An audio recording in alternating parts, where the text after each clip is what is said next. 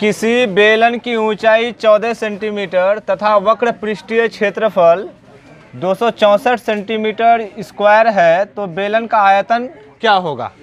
आपके पास चार ऑप्शन दिया हुआ है। पहला ऑप्शन है 308 सेंटीमीटर क्यूब, दूसरा है 1048 सेंटीमीटर क्यूब, तीसरा है 1232 सेंटीमीटर क्यूब और चौथा है 396 सेंटीमीटर क्यूब।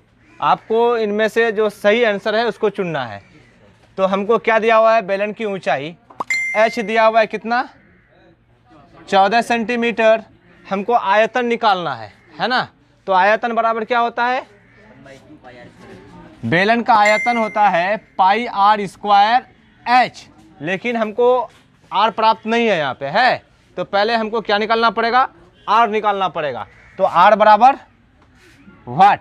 तो बेलन का वक्र पृष्ठीय क्षेत्रफल क्या होता है, बेलन का वक्र पृष्ठीय क्षेत्रफल बराबर होता है 2 पाई आर एच। अब देखिए वक्र पृष्ठीय क्षेत्रफल दिया हुआ है 264 है ना, यहाँ पे दिया हुआ। तो यहाँ पे लिख देंगे कि क्या 264 सेंटीमीटर स्क्वायर बराबर 2 के जगह में 2 लिख देंगे। पाई का मान हम क्या ले लेंगे, 22/7 इंटू आर। आर तो कुछ दिया हुआ नहीं है, आर के जगह में हम आर लिख देंगे इंटू एच। एच कितना है 14। अब देखो ये 7 एकम 7, 7 दूनी 14। 264 सेंटीमीटर स्क्वायर बराबर 2 गुना 22 गुना आर गुना 2। अब हमको यहाँ पे आर का मान निकालना है ना। तो ये संख्या को जो है क्या कर देते हैं, या एक काम करते हैं, यहाँ पे ये लाइन को उठा करके इस पार लेके आ जाते हैं ना। 2 गुना 22 गुना आर गुना 2 बटे क्या हो जाएगा 264 सेंटीमीटर स्क्वायर। हमको यहाँ पे किसका वैल्यू निकालना है, आर का। तो आर बराबर इसको कहाँ लिखेंगे, ऊपर लिखेंगे। आर के साथ जो भी संख्या है उसको कहाँ लिखेंगे, नीचे लिखेंगे। 264 बटे क्या लिखेंगे 2 इंटू 22 इंटू 2। अब देखो ये 2 है, ये 264 कट जाएगा 2 से। 2 एकम 2 एकम, दूतिया 2 दूनी कट गया ये। फिर ये जो है 2 से कट जाएगा। 2 एकम 2 छका, यहाँ पे 1 बचा, फिर 2 छका 66। 22 एकम 22, 22 तिया। अब देखो बेलन का ये, हाँ बेलन का जो है हमको त्रिज्या प्राप्त हो गया, आर बराबर 3 सेंटीमीटर। कितना, जब हमको आर प्राप्त हो गया तो बेलन का आयतन भी निकल जाएगा। तो बेलन का आयतन क्या होता है, बेलन का आयतन जो है बराबर पाई आर स्क्वायर एच होता है। क्या होता है, पाई आर स्क्वायर एच। पाई का वैल्यू क्या रखेंगे 22/7 इंटू आर स्क्वायर। आर देखो तो कितना आया है 3, 3 इंटू 3 इंटू एच। एच जो है 14। अब देखो 7 एकम 7 दूनी 14। अब गुना कर देते हैं, 22 गुना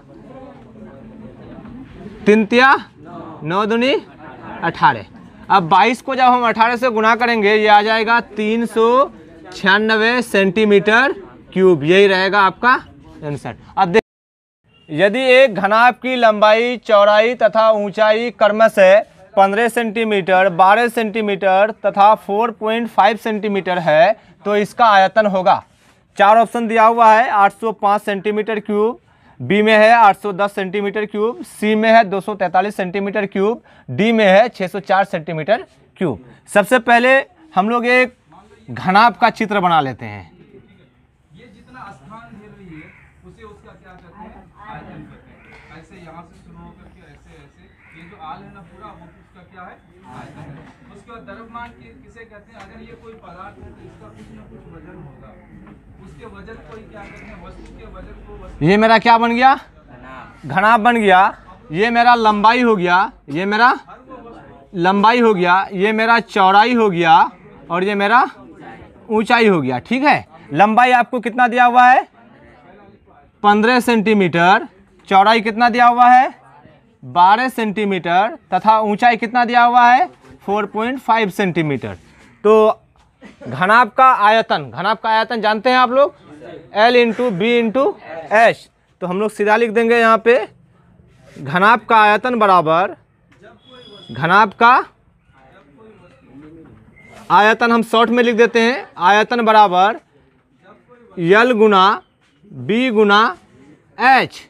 L मेरा कितना हो गया 15 इंटू B कितना है मेरा 12 इंटू H कितना है 4.5।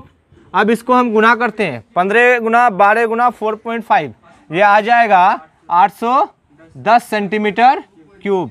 इसका मतलब ऑप्शन बी क्या है मेरा सही है। एक शंकु के आधार का व्यास 10 सेंटीमीटर और इसकी ऊंचाई 12 सेंटीमीटर है, तो शंकु का आयतन होगा। तो सबसे पहले हम लोग एक शंकु का चित्र बना लेते हैं,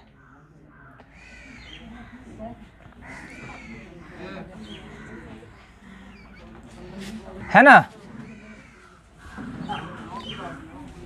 ये शंकु का व्यास दिया हुआ है कितना, डी दिया हुआ है 10 सेंटीमीटर, और शंकु की जो है ऊंचाई क्या है, ये है एच कितना है 12 सेंटीमीटर, ये है एच कितना 12 सेंटीमीटर। तो शंकु का आयतन क्या होता है जानते ही है, 1/3 पाई आर स्क्वायर एच। हमको यहाँ पे d दिया हुआ है और h दिया हुआ है, जब d दिया हुआ है तो हम r निकाल सकते हैं। तो त्रिज्या बराबर क्या होता है, त्रिज्या r बराबर व्यास बटे 2। व्यास कितना है 10 बटे, काट देते हैं इसको, 2 एकम 2, 2 पंचे 10। त्रिज्या हमको कितना प्राप्त हो गया 5। अब हमको r प्राप्त हो गया, तो हम आसानी से जो है बेलन का नहीं शंकु का आयतन क्या कर सकते हैं, निकाल सकते हैं। तो शंकु का आयतन क्या होता है, शंकु का आयतन बराबर 1/3 पाई आर स्क्वायर एच। 1/3 के जगह में हम 1/3 लिख दिए। पाई का जो है ना, पाई का वैल्यू नहीं लेना है, पाई के जगह में आर स्क्वायर, आर देखिए क्या दिया हुआ है 5 इंटू एच कितना है 12। अब देखिए यहाँ पे 3 एकम 3 चौका 5 पाँचे 25 चौका 100, पाई है पाई। अब किसी का भी आयतन जो है ना किस में निकलता है, क्यूब में निकलता है। सेंटीमीटर है तो सेंटीमीटर क्यूब, अगर मीटर रहता तो मीटर क्यूब। ये हो गया आंसर। अब देखिए 100 पाई कहाँ पे है, ऑप्शन नंबर डी। इसका मतलब ये क्या है मेरा सही है। इनके बाद चौथा क्वेश्चन है, दो बेलनों की त्रिज्याओं का अनुपात 1:2 है तथा उनकी ऊंचाई का अनुपात 5:3 है, तो उनके आयतनों का अनुपात है। 4 ऑप्शन दिया हुआ है। पहला ऑप्शन है 4:9, दूसरा ऑप्शन है 11:12, तीसरा है 5:12 और चौथा है 20:9। तो सबसे पहले हम लोग समझने के लिए दो बेलन बना लेते हैं।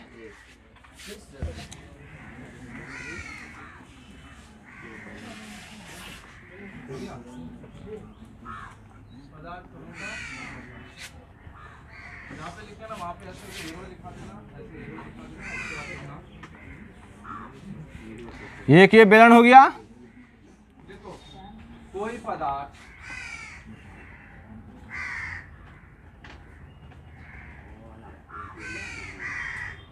अत्यंत, इतना सही नहीं हो पा रहा है। कोई पदार्थ अत्यंत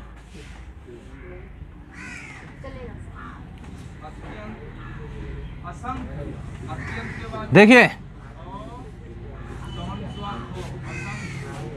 सुनिए, दो बेलनों की त्रिज्याओं का अनुपात दिया हुआ है। हमको दो बेलन दिया हुआ है।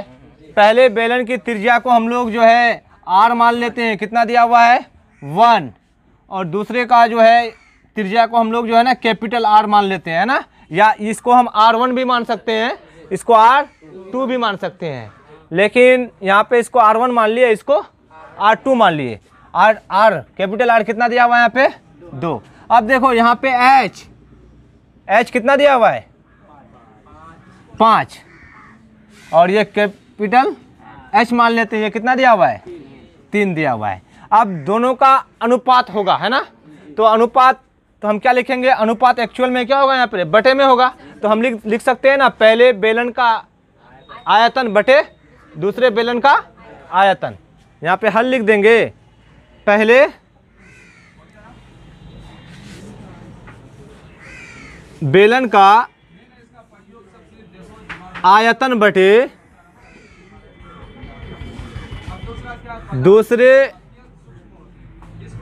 बेलन का आयतन।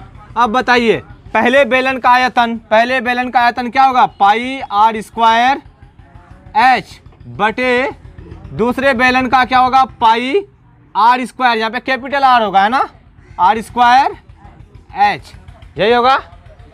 अब देखिए यहाँ पे पाई के जगह में पाई आर स्क्वायर, देखिए तो आर कितना दिया हुआ है small R 1 into H, H कितना है 5 बटे पाई के जगह में इंटू आर स्क्वायर, देखिए इसका capital R 2 into H, H मेरा कितना है 3।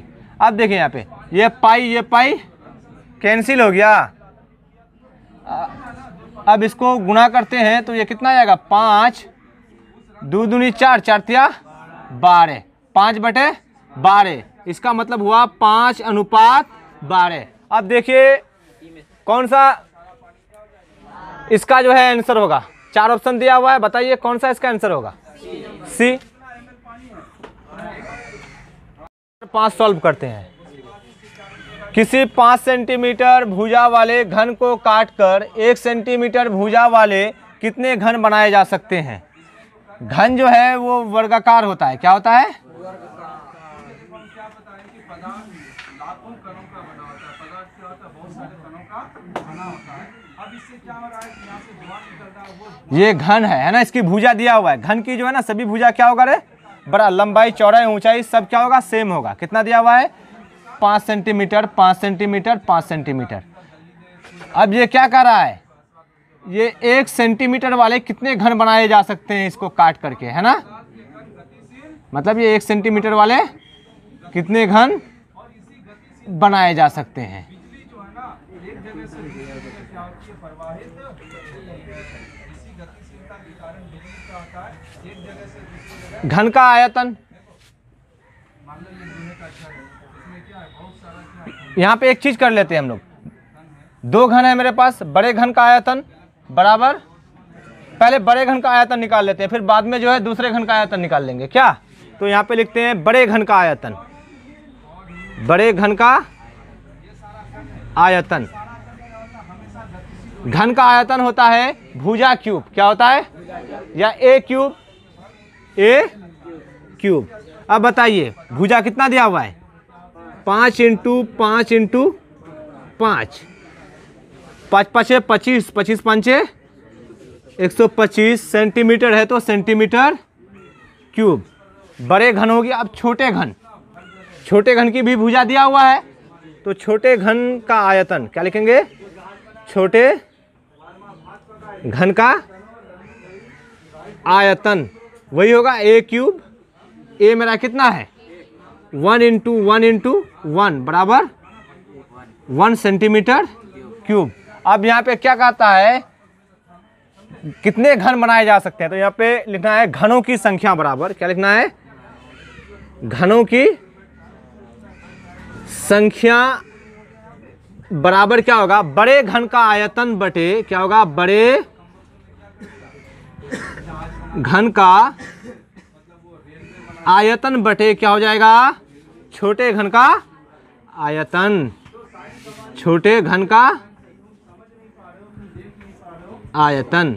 अब बताइए बड़े घन का आयतन हम कितना निकाले हैं 125 सेंटीमीटर क्यूब बटे छोटे घन का कितना निकाले हैं 1 सेंटीमीटर क्यूब। अब देखिए एक को जो है 125 में भाग देंगे तो कितना हो जाएगा ये 125 घन जो है बनेगा। कितना घन बनेगा 125 घन बनाए जा सकते हैं। ठीक। 5 किसी गोले का वक्र पृष्ठीय क्षेत्रफल 144 पाई सेंटीमीटर स्क्वायर है तो उसकी त्रिज्या है, ऑप्शन दिया हुआ है, ए में 6 सेंटीमीटर, बी में 8 सेंटीमीटर, सी में 12 सेंटीमीटर और डी में मेरा है कितना 10 सेंटीमीटर। ये आसान है, हम लोग जानते हैं गोले का वक्र पृष्ठीय क्षेत्रफल क्या होता है। गोले का वक्र पृष्ठीय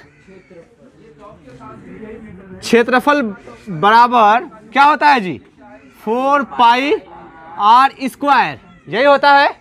लेकिन हमको यहाँ पे वक्र पृष्ठीय क्षेत्रफल दिया हुआ है ना, कितना 100, तो हम लिख देंगे वक्र पृष्ठीय क्षेत्रफल के जगह में 144 पाई सेंटीमीटर स्क्वायर बराबर 4 पाई आर स्क्वायर, यही हुआ। अब एक चीज देखिए यहाँ पे,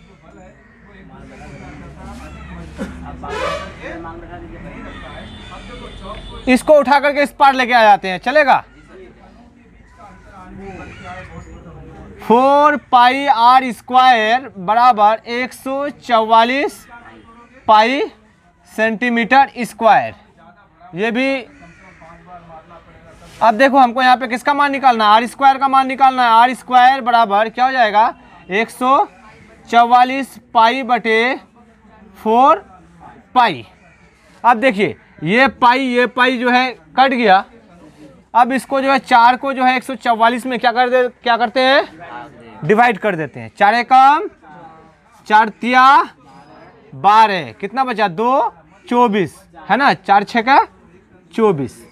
तो आर स्क्वायर बराबर मेरा कितना निकला 36। जब ये स्क्वायर जो है खत्म होगा तो इधर क्या आ जाएगा रूट चढ़ जाएगा, आर बराबर 36। अब जानते हैं रूट 36 का जो है वर्गमूल कितना निकलता है, आर बराबर 6 सेंटीमीटर। क्या होगा 6 सेंटीमीटर, नहीं ये त्रिज्या है, ये क्या होगा ओनली सेंटीमीटर होगा। जब क्षेत्रफल कहेगा उसके बाद स्क्वायर में होगा, जब आयतन कहेगा वो क्यूब में होगा। तो यहाँ पे हमको सिर्फ रेडियस निकालना था, इसलिए आर बराबर 6 सेंटीमीटर। ऑप्शन ए मेरा क्या है सही है। 7 एक बेलन का वक्र पृष्ठीय क्षेत्रफल 1760 सेंटीमीटर स्क्वायर है, इसके आधार की त्रिज्या 14 सेंटीमीटर है, तो बेलन की ऊंचाई ज्ञात करना है। बेलन की ऊंचाई ज्ञात करना है। देखिए एक बेलन बना लेते हैं हम, क्या बना लेते हैं, एक नहीं भी बनाएंगे तो चलेगा, लेकिन समझाने के लिए बना देते हैं, ठीक है।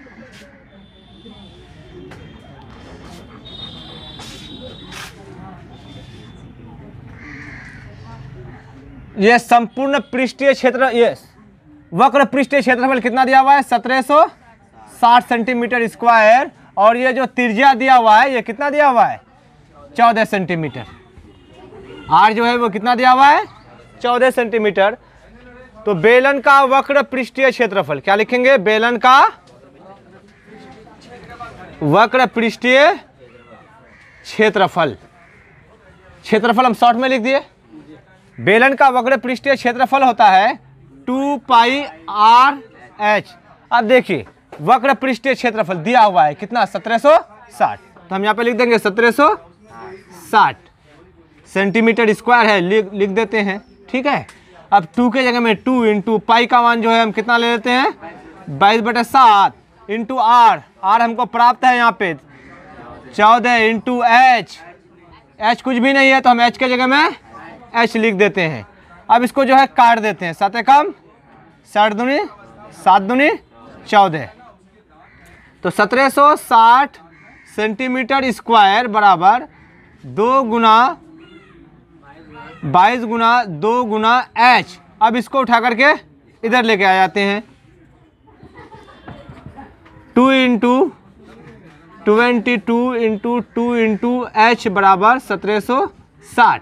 हमको यहाँ पे एच निकालना है, तो एच बराबर क्या हो जाएगा 1760 बटे क्या हो जाएगा 2 गुना 22 गुना 2, 2 एकम 2 8 है 16, 2 8 है 16, 22 एकम 22 चौका 88 0, 2 1 कम 2, 20 दूनी 40। एच बराबर जो है मेरा कितना निकल जाएगा, 20 सेंटीमीटर है तो सेंटीमीटर 20 सेंटीमीटर। ये मेरा एच कितना निकल गया। अब मेरा कौन सा आंसर सही होगा, आंसर सी जो है मेरा क्या है, सही।